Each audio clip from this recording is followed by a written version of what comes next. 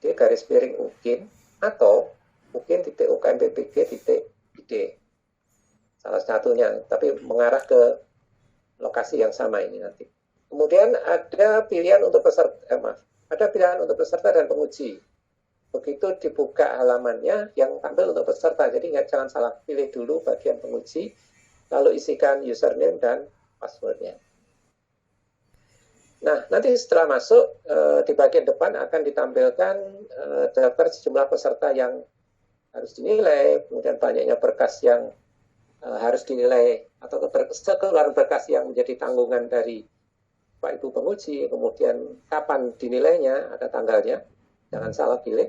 Kemudian hasil penilaian, baik hasil penilaian milik penguji yang sedang membuka aplikasi maupun gabungan dari kedua penguji. Kemudian ada pilihan-pilihan untuk penilaian portofolio ataukah penilaian pembelajaran. Ini akan saya demokan langsung saja. Nah, ini tadi juga sudah disampaikan, batas waktu untuk dalam jabatan adalah 3 tahun terakhir, kurang lebih Agustus 2019 atau sampai Agustus 2022. Kemudian mohon memeriksa jenis karya kegiatan yang diajukan. Kadang-kadang itu tidak cocok. Bilangnya artikel, tapi setelah dilihat bukan artikel ilmiah. Hanya sekedar laporan, begitu saja. Dan kemudian, ya variatif sekali lah. Mungkin Bapak Ibu yang sudah menilai pasti pasti ketemu hal-hal yang demikian. Masalahnya bukan kesengajaan, kadang-kadang ketidakmengertian saja. Kadang-kadang demikian. Kemudian ketika melakukan penilaian yang diisi adalah nilai dokumennya, bukan skor akhirnya. Kenapa begitu? Karena skor akhir akan tergantung kepada jenis dokumennya apa, kemudian dia orang keberapa dari, dan itu ada perhitungannya sendiri. Bapak Ibu tidak perlu sampai ngitung dia orang ketiga dari total 4 orang, kemudian ini jurnal nasional dan sebagainya sehingga skornya sekian. Tidak. Yang dinilai adalah dokumennya.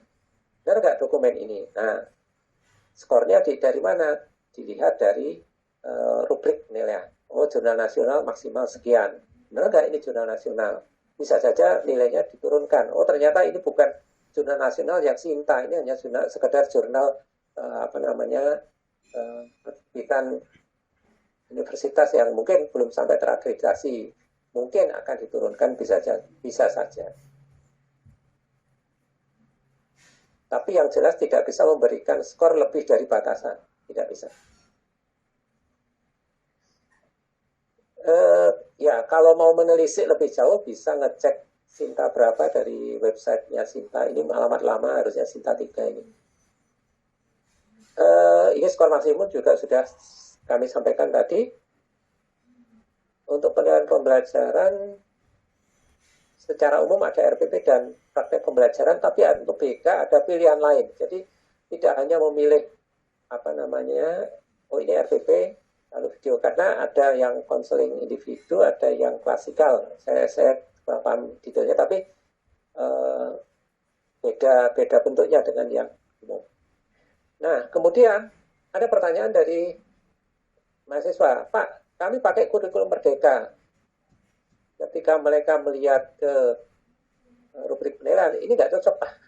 Ya memang sampai sekarang Panitia Nasional KMPBG belum mengembangkan rubrik penilaian yang sesuai dengan kurikulum yang diajukan. Ya nanti mohon Bapak Ibu mengkonversi lah atau menyamakan kira-kira kalau kurikulumnya seperti ini penilaiannya bagaimana. Karena acuannya kan sementara ini masih ke yang K13, belum versi yang lebih baru dari kurikulum itu. Jadi ya mohon dijaki ya untuk penilaiannya. Ini nanti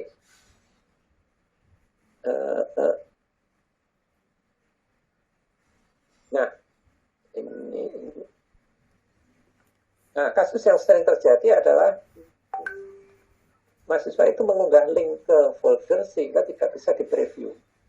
Nah, itu yang kemungkinan akan muncul pesan semacam ini. Nah, nanti bisa dilihat pakai opsi lain yaitu open new tab. Karena preview langsung tidak bisa dilihat.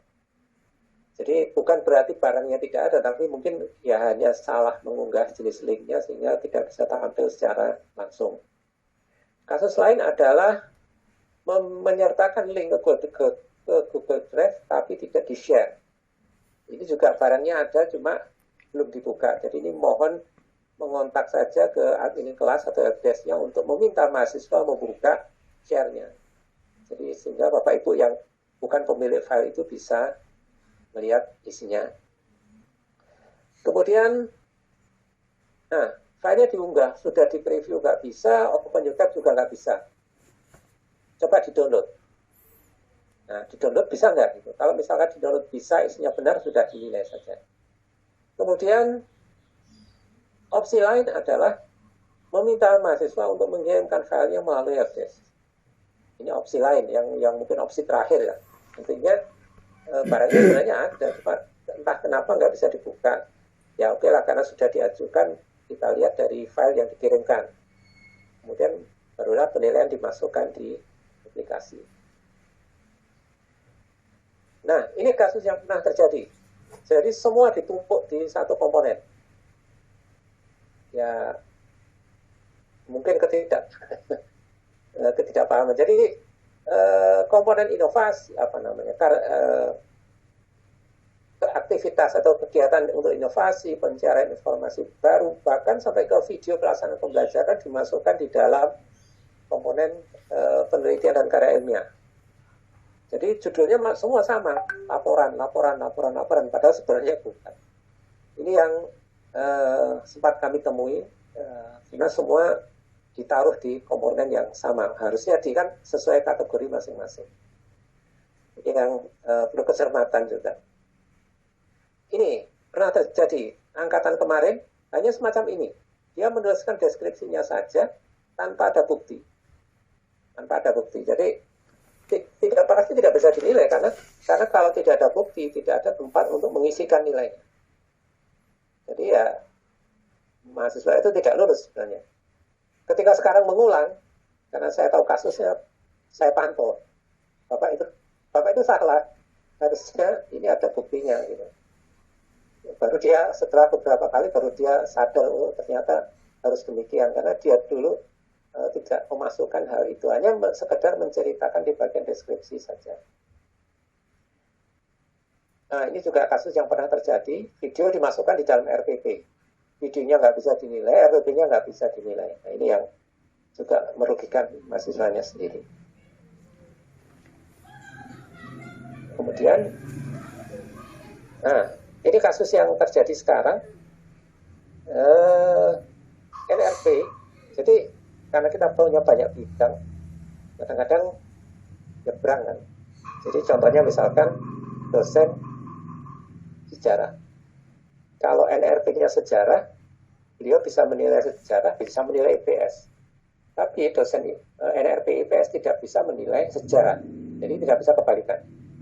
Nah, karena sekarang tapi batasan itu tidak berlaku ketika pembelajaran di kelas. Jadi akhirnya ketika masuk ke penjadwalan, kami terpaksa harus mengutak-atik dosen yang tidak sesuai ini supaya tetap bisa menilai. Jadi akhirnya ada yang kami pindah, yang NRP-nya itu dan sejarah kami pindah ke ada yang NRP-nya IPS ada di rombel sejarah, NRP IPS di rombel sosiologi. Supaya bisa bertugas kami taruh di IPS, yang dari IPS yang bisa ke sejarah kami pindah ke sejarah. Ini ada Bu Neni, kemudian Pak Reza Udianto. Ini kasus yang terjadi. Tapi kalau untuk guru aman. Ini yang untuk dosen. Nah, itu sekilas mengenai penilaian. Saya akan demokan saja secara langsung supaya lebih jelas lagi. Oke, ini halaman depan dari penilaian. Jangan lupa masuk ke penguji. Lalu isikan username dan passwordnya. Biasanya formatnya kira-kira awalnya demikian. Nah, itu yang nanti boleh diganti sendiri. Setelah mengisikan username dan password, kemudian kita masuk. Nah, nanti akan tampil daftar mahasiswa yang akan dinilai. Di atas ada totalnya berapa, yang belum dinilai berapa, yang portofolio yang belum dinilai berapa, dan pembelajaran yang belum dinilai berapa. Nah, di bagian kanan dari daftar setiap mahasiswa akan ada bagian apakah mau menilai portofolionya ataukah mau menilai pembelajarannya. Jadi tidak harus ada urutan portofolionya dulu baru pembelajaran. Boleh saja menilai pembelajarannya dulu baru portofolio. Sama saja. Tapi yang jelas harus dipilih. Misal saya mau menilai portofolio, maka saya pilih portofolionya. Nah, kalau saya sudah masuk ke bagian portofolio, nanti akan ditampilkan 6 komponen yang ada di portofolio. 1, 2, 3, 4, 5, 6.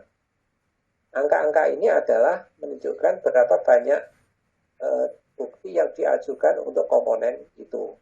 Artinya 4, misalkan artinya ada 4 karya yang berkaitan dengan penelitian dan publikasi. Ini pun juga sama, yaitu bahwa tidak harus menilai dari yang penelitian.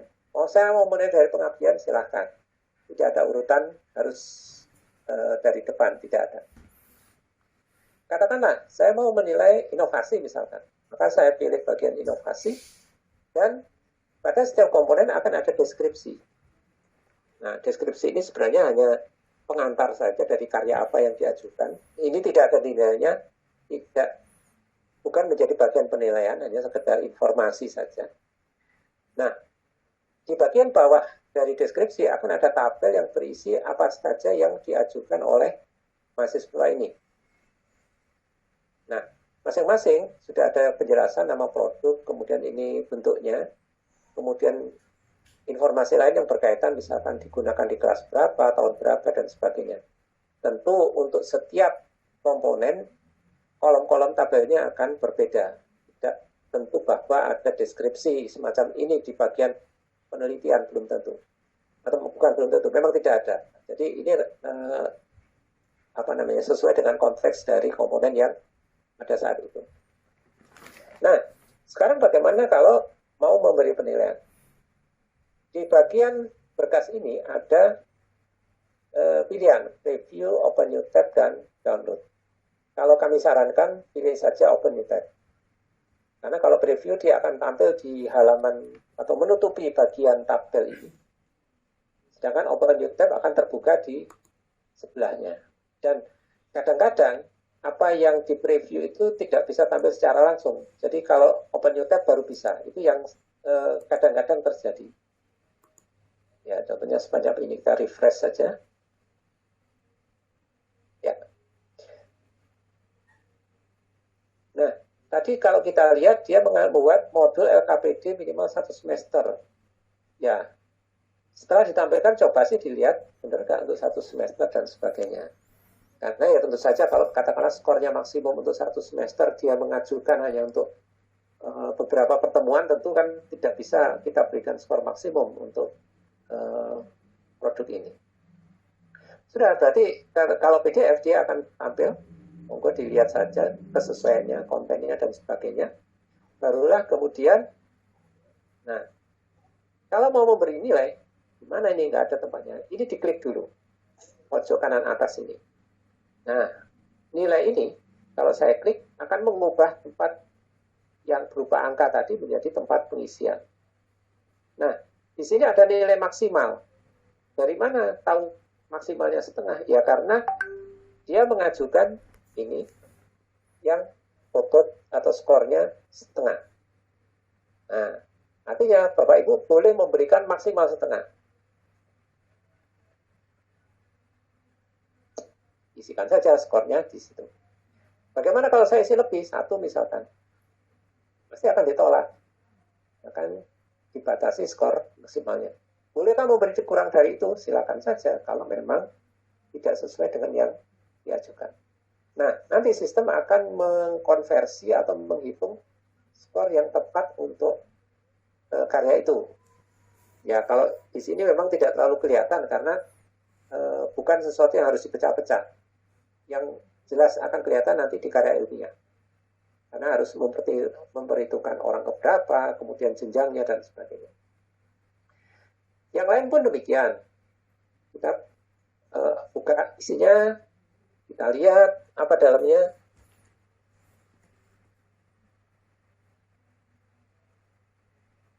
Di sini dia bilang, oh masih tetap modul. Nah, LKS bentuknya dan sebagainya. Ya sudah, dilihat aja nih kesesuaiannya, kemudian benar nggak punya dia dan sebagainya. Siapa tahu hanya sekedar mengganti nama di depan, tapi di belakangnya masih nama orang lain. Bisa jadi demikian. Oke, sudah, berikan aja penilaiannya dan seterusnya.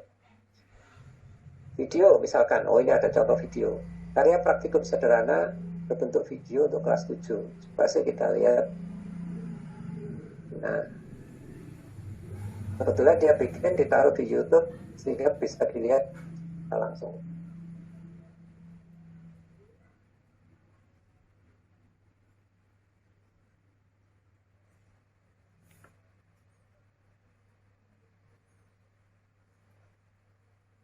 Nah, ya, bisa dicermati isinya bagaimana. Nah, nanti kemudian skornya diberikan di sebelahnya. Oke, misalkan ini saya lengkapi aja dulu semuanya. Nah, setelah memasukkan skornya, jangan lupa ada tombol save di atas. Kalau Bapak Ibu kembali ke depan, yang ini nilai ini nggak akan tersimpan. Klik dulu save untuk memastikan skornya tersimpan. Nah, ini yang tadi diisikan masuk di sini. Kalau mau pindah ke komponen yang lain, ya tinggal pilih saja apakah penelitian dan sebagainya. Caranya kurang lebih sama, bahwa kita lihat kontennya, isinya, kemudian nanti diberikan skor yang sesuai dengan produk itu. Oke, itu untuk portofolio. Kurang lebih caranya sama. Kita lihat ke yang pembelajaran. Jadi kita harus kembali ke depan dulu. Nah, ada pilihan pembelajaran.